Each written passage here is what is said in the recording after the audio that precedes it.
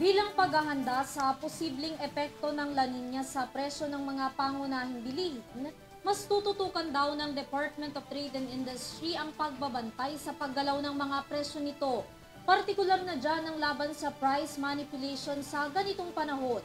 Para sa kabuuan ng balita, may report si Mia Layagi.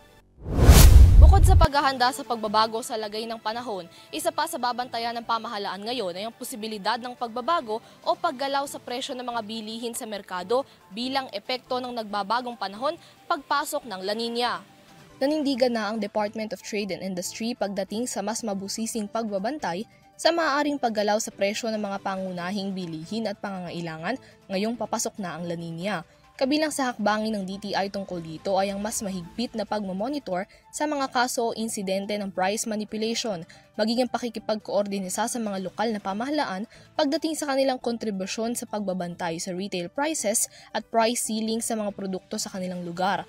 Ayon sa DTI, nakikipagtulungan na ang kanilang ahensya sa Department of Interior and Local Government para sa pagre-reactivate ng Local Price Coordinating Councils, lalo pat 78% pa lang ng mga LGU ang nakapag-reactivate na ng mga ito.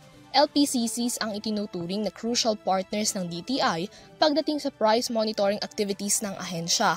Lalo pat responsable ang mga ito sa mga programang mag-i-stabilize ng presyo at supply ng mga produkto sa kanilang lugar.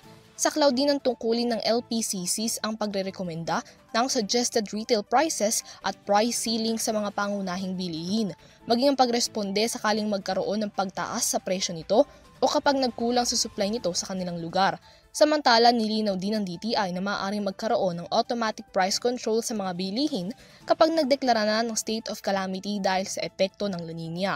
Sino mang mapatutunayang lalabag at magsasagawa ng price manipulation ay posibleng maharap sa mga kaukulang kaso.